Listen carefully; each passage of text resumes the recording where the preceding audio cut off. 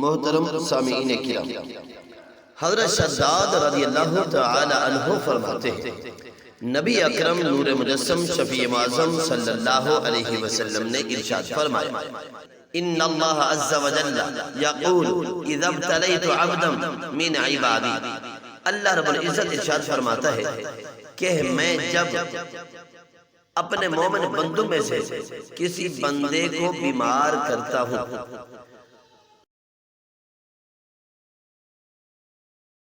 اگر وہ صبر کرے،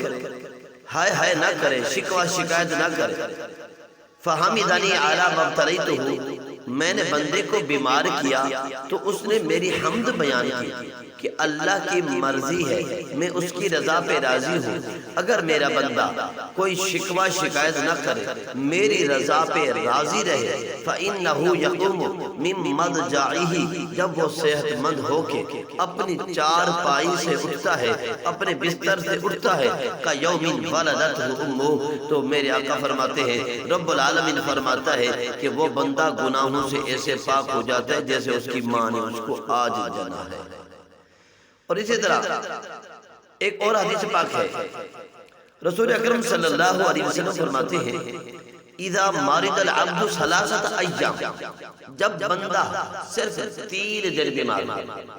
3 دنوں میں اس نے اللہ تعالیٰ سے کوئی شکایت نہیں کی، اللہ رب العزت سے کوئی شکوہ گلہ نہ کیا، میرے آقا فرماتے ہیں خرج من ذنوبہ کیوم